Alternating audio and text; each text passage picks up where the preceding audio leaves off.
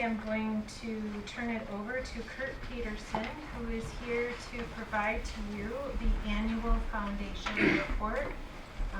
Kurt and his team have been doing some really great work in partnership with the foundation to really advance our ability to support not only scholarships for students, but also the student success programming that we have at the college, which I greatly appreciate. Oh, yes. Thank you. Sorry. Okay. If it's okay with you, I'm going to start at the very end. Right? So the end starts with, let's see, did I go where I wanted? Here we go. I'm going to end with this question of you. So I figured I'd start and let you think about it for a few minutes. Lori's told me 10 minutes, so I'll do my best to keep it to that, which means that I've tried to put myself in your position. And what are the things that you need to know in summary fashion? And then we can reduce some of the other particulars to some formal reporting. But I want you to think a little bit with me tonight about what you would like from me or from the foundation on a monthly or quarterly basis that would allow you to track carefully our work and our ongoing success and cooperation. Historically, there hasn't been a robust and regular reporting process from the foundation to you, other than through our annual financial reporting. Our annual reports wind up in your minutes, and we've done that very well. But I want to know what would be helpful to you, if anything in addition to that would be useful, simply to make sure that we're cooperating and tracking and moving forward in lockstep together. So think about that a little bit as I go. I'll start back now at the beginning. I'm gifted at the quick click, as they say. A couple of introductory comments to you. The first is to say that we're enjoying a good fall half year or a good second quarter. I can happily report to you that we have the second strongest year-to-date performance of the foundation in the last 10 years, second only to FY16, which saw a double gift from our largest donor in that particular season. And this is with our gala in the spring, which is our largest single fundraising event of the year. So we're ahead of where we've been in the past. We hope to close out this fiscal year at least 20% higher than the average total fundraising over the last 5 years. So we're progressing and moving in the right direction for the goals that we established together last year about this time. Of particular interest is we expect to have gifts from 5 of the largest family foundations in the county, and 4 of those 5 are going to be new donors to us. So we're sort of opening up new ground and creating new opportunity and forming a whole lot of new relationships. This general number, for those of you that come from a more sales-oriented background, we have about $3.5 million in 25 or more proposals that are either out to donors or will be delivered within the next 18 months, and the pipeline simply continues to grow. And the reason why we have this opportunity moving forward is because not only have we developed a strong annual giving program and renewed some of the work that we do, but we've developed a major gift and a pipeline program, and we've used metrics and portfolios and very clear results-driven processes to make sure that we have a pipeline moving forward. So the work that we have been delivering over the past several months is hopefully going to deliver into some new opportunities for us as an organization. This year, in the wake of you all doing your good work for the strategic plan, the foundation is engaging in our own strategic plan to make sure that we fundamentally align with the priorities of the college and find out the best ways that we can be doing our work. So we conclude the introduction by saying that our focus is on alignment and connections, building new relationships and focusing on alignment with the college. I showed this screen to you to say that this is the annual screen that's put out by Giving USA that talks about philanthropy in America.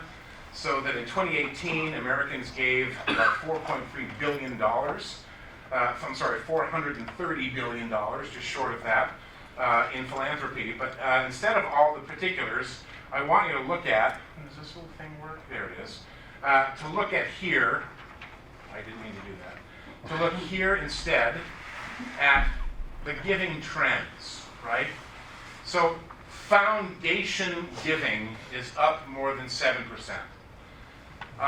Giving by bequest is roughly the same, but increased from the year before, as well as corporate giving is up but still much lower than it should be, and individual giving is slightly down.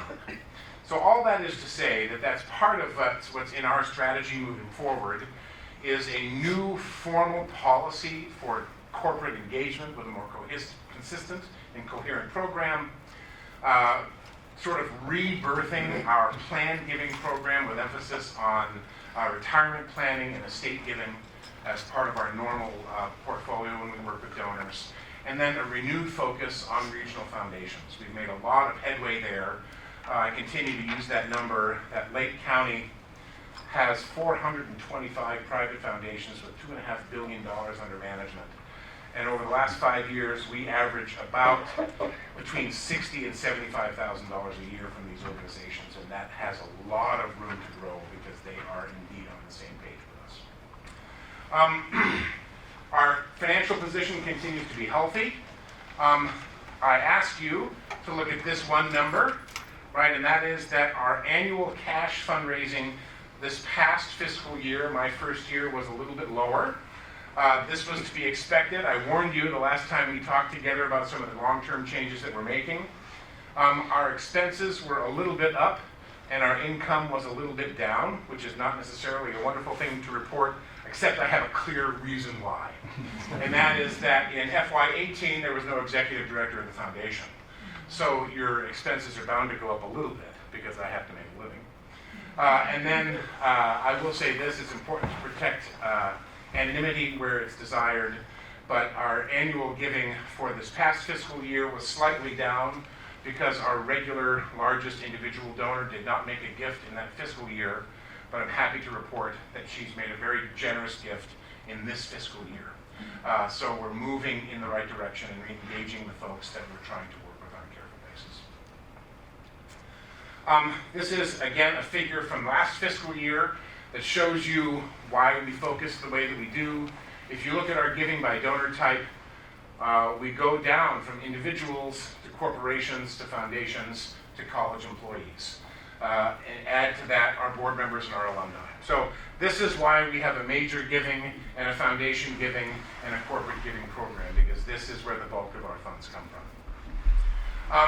As I said, I'm going to click through rather quickly because they gave me a good time limit, and I'm happy to answer questions at the end. I presented a year ago about our priorities, and I just want to highlight two of these for you tonight. One is to introduce donor-centered fundraising and a culture of fundraising to our campus. And we've been hard at work across the college, developing a whole series of internal relationships to develop the right kind of partnerships, to have the right asks in place, and that's been important ongoing work. The other is that I've really focused a lot on internal team development. We restructured all of our job descriptions. We moved a couple of employees up the ladder a little bit with the generous help of Sue and her team in HR, recognizing their contributions over the long haul. We've realigned and restructured and redesigned the way that we're delivering our work, and I think we've made our way through the bulk of that challenging process, and we're off and running into our activity. This document you have in your folder. I will not dwell for a long period of time. The words are plenty and small. All that is to say is that we put everything that we're trying to make sure that we're doing this year on one page. This is that very simple structure that comes from the balanced scorecard that says in all of our areas, so the blue is how do we appear to our donors and external partners. The yellow is how about our internal business procedures and processes. The green is our financial accountability, appropriately colored. And the final is our own staff's learning and growth, the ability to grow the way we need to in order to fulfill our responsibilities. So we set targets, we look at them every month together as a team, and when I come back at the end of this coming fiscal year, you will see in different form, a little more readable, all of these targets and where we were and if we hit them like we intended. So we've developed this clear set of goals, intentions, and plan on meeting them. Then to close our time together, I want to talk a little bit about our specific targets and then a little bit about what my team has been doing in the last year. These targets simply show you that with respect to our series of goals, overall fundraising, we're going to try to go up 25% this year and 30% the next year. It's a pretty bold goal. We're going to try to go from around 1 million to almost 2 million in 3 years. That's the promise I made when I came, and buckle up. We'll see if we can get there.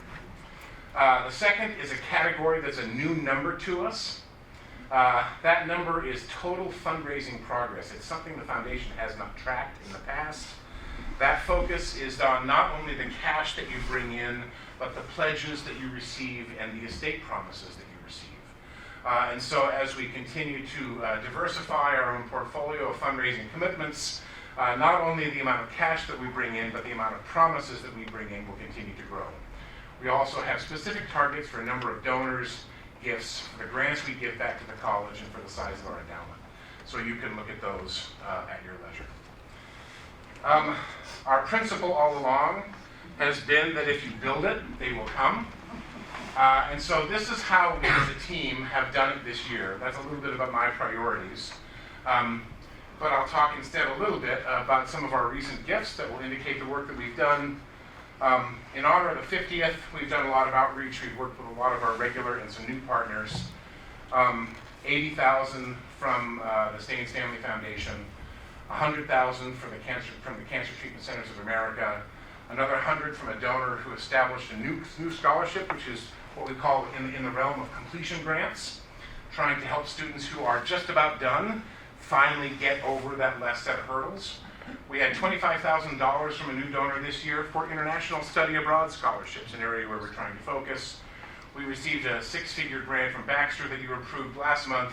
And today, I just got off the phone about an hour and a half ago with Jess Ronkowski from Leggett, who in honor of their long-term partnership with the college has pledged a $75,000 gift for our 50th. So you roll all these up together and that's $500,000.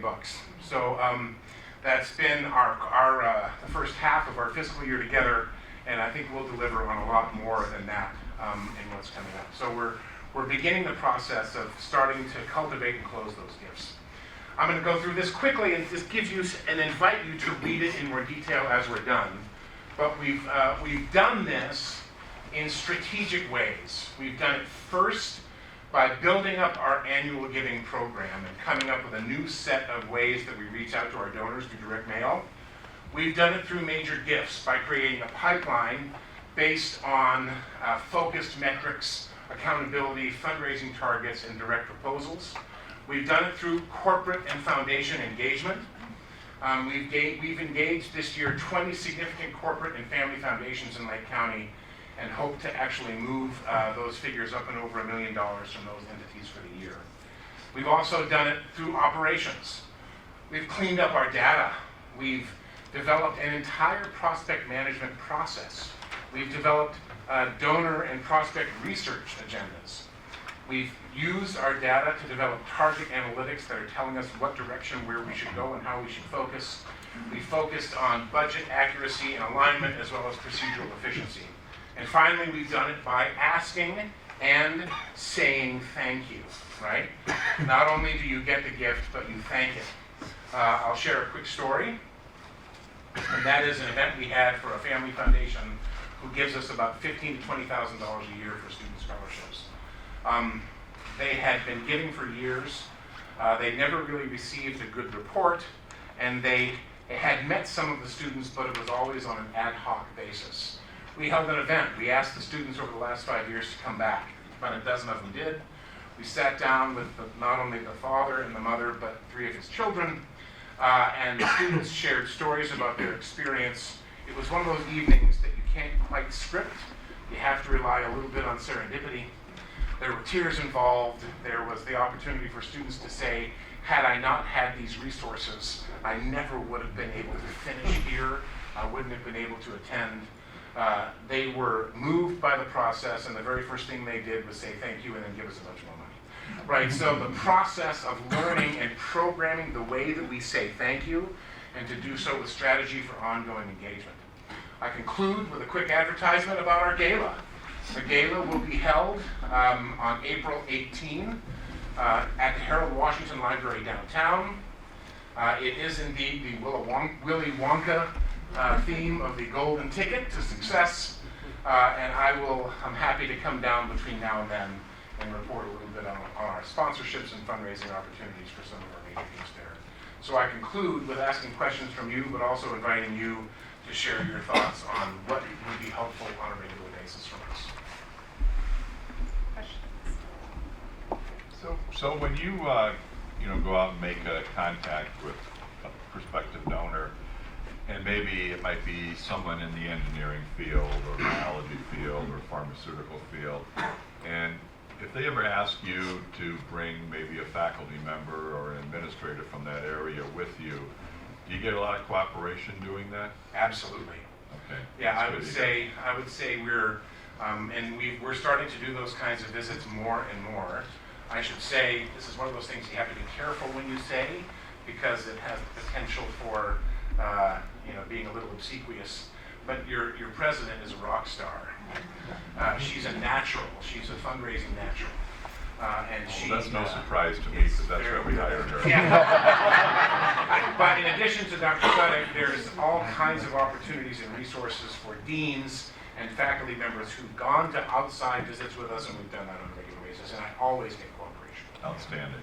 Yeah. So do you look at best practice information and data from other like colleges? Is that helpful? Are there benchmark data points that you look at in coming up with your plans? I do, right, yeah.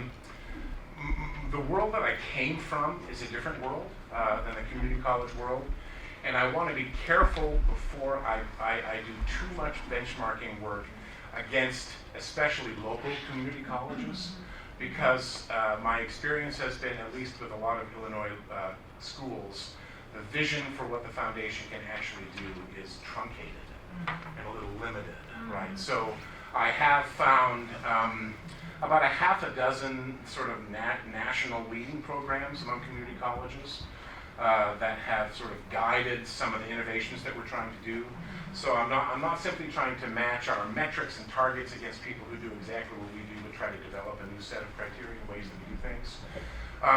In order for us to be up there with some of the big boys, as they say, we've got to increase the size of our endowment to carry us forward into more regular annual giving.